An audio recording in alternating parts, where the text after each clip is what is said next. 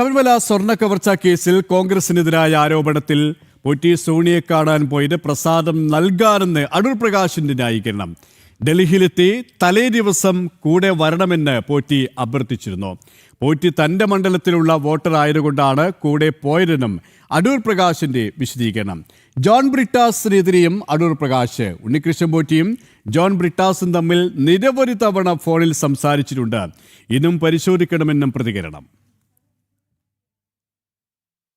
അത് ഞാൻ എൻ്റെ നിയോജകമണ്ഡലത്തിൽപ്പെട്ട ഒരു വ്യക്തിയാണ് ഈ ഉണ്ണികൃഷ്ണൻ പോറ്റി.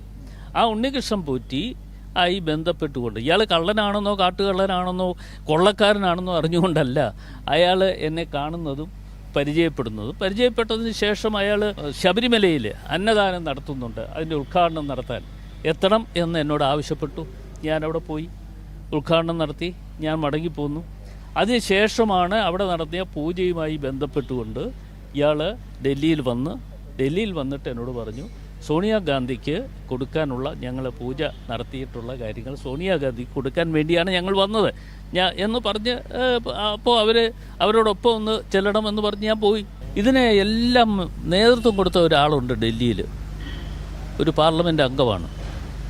അതേക്കുറിച്ച് നിങ്ങൾ അന്വേഷിക്കുക. ആരാണെന്നോ അത് മാർക്സിസ്റ്റ് പാർട്ടിയുമായി ബന്ധപ്പെട്ടുകൊണ്ട് ഇപ്പോൾ പ്രവർത്തിച്ചുകൊണ്ടിരിക്കുന്ന ഒരു വ്യക്തിയുണ്ട്. അദ്ദേഹം എത്രയോ പ്രാവശ്യം ഇദ്ദേഹത്തെ ഫോൺ ചെയ്തിരിക്കുന്നു. ആ ഫോൺ കോളുകളൊന്ന് പരിശോധിച്ച് അങ്ങനെയാണെങ്കിൽ അതുകൂടി അന്വേഷണം നടക്കണ്ടേ? വിശദാംശങ്ങളുമായി അരുൺ ആലത്തൂർ ചേരുകയാണ്. അരുൺ, ഈ പോറ്റിക്കൊപ്പം സോണിയെ കണ്ടത് വലിയ പ്രതിരോധത്തിലായ സാഹചര്യത്തിലാണ്, വലിയ വിവാദമായ സാഹചര്യത്തിലാണ് ഇപ്പോൾ അടൂർ പ്രകാശ് വീണ്ടും ഒരു ന്യായീകരണവുമായി രംഗത്ത് വന്നിരിക്കുന്നത്. പ്രധാനമായും അദ്ദേഹം മാധ്യമങ്ങളോട് സൂചിപ്പിച്ച കാര്യങ്ങൾ എന്തൊക്കെയാണ്?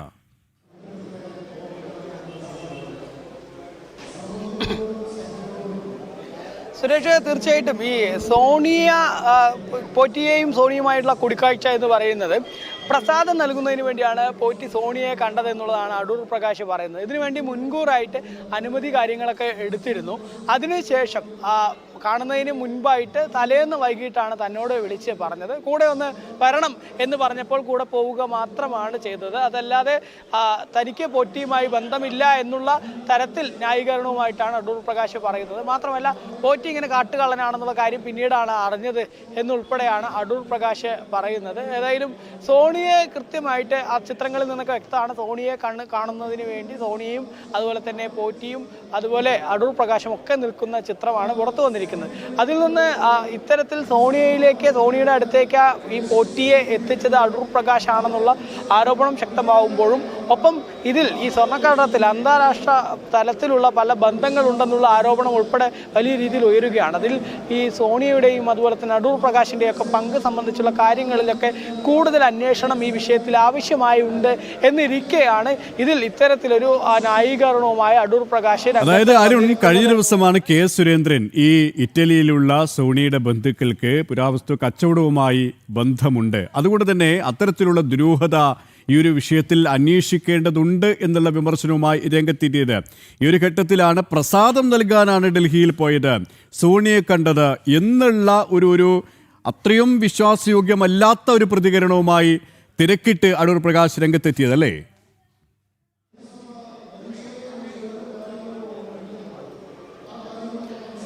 തീർച്ചയായിട്ടും അത് തന്നെയാണ് സുരേഷ്. പ്രധാനമായിട്ടും ഇതിലുള്ള എടുത്തു പറയേണ്ട കാര്യം, ഈ പ്രസാദം നൽകുന്നതിന് വേണ്ടിയാണ് ഈ പോറ്റി സോണിയുടെ അടുത്തേക്ക് പോയതെങ്കിൽ അതിന് എങ്ങനെയാണ് അനുമതി നേടിയെടുത്തത്? അതിനാരാണ് അനുമതി കൊടുത്തത്?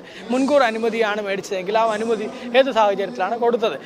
അതിനുശേഷം ഇവരുടെ കൂടിക്കാഴ്ച സമയത്ത് വെറുതെ അങ്ങ് വിളിക്കുമ്പോഴും ഒരു വോട്ടർ എന്ന നിലയിൽ, അതായത് തൻ്റെ മണ്ഡലത്തിലെ ഒരു വോട്ടറാണ് ഈ പോറ്റി എന്നുള്ളത്, അതുകൊണ്ടാണ് ഈ പോറ്റിയുടെ കൂടെ പോയത് എന്നുള്ളതാണ് അടൂർ പ്രകാശ് പറയുന്നത്. ഏതെങ്കിലും ഒരു വോട്ടർ വന്ന് വിളിച്ചാൽ അങ്ങനെ വോട്ടർക്ക് വേണ്ടിയിട്ട് അത്രയും തരത്തിലുള്ള പ്രവർത്തനങ്ങളൊക്കെ ചെയ്യുന്ന വ്യക്തിയാണോ അടൂർ പ്രകാശ്? ഏതൊരു വോട്ടർക്കും വേണ്ടി എല്ലാ കാര്യങ്ങൾക്കും നടക്കുന്ന വ്യക്തിയാണോ?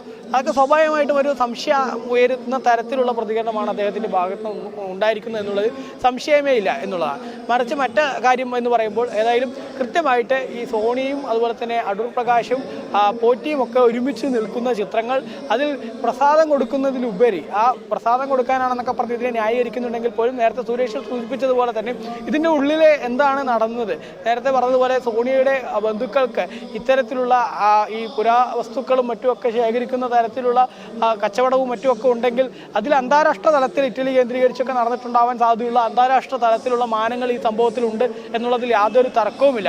അതുകൊണ്ട് തന്നെ അതിനെക്കുറിച്ച് കൂടുതൽ അന്വേഷണം ഈ വിഷയത്തിൽ ആവശ്യമായിട്ടുണ്ട് എന്നുള്ളത് തന്നെയാണ് ഇവിടെ ഒരു കാര്യം. അതിലുപരി ഇവിടെ ഇത്തരത്തിലൊരു ന്യായീകരണവുമായിട്ടാണ് ഇപ്പോൾ ഏതായാലും അടൂർ പ്രകാശ് രംഗത്തെത്തിയിരിക്കുന്നത്. പ്രസാദം നൽകാൻ വേണ്ടിയാണ് പോയിട്ടുള്ളത്. അതുമാത്രമല്ല ഒരു വോട്ടർ എന്ന നിലയിലാണ് ഈ ഉണ്ണികൃഷ്ണൻ പോറ്റിയുടെ കൂടെ താൻ പോയത് എന്നുള്ളതാണ് അടൂർ പ്രകാശ് പറയുന്നത്.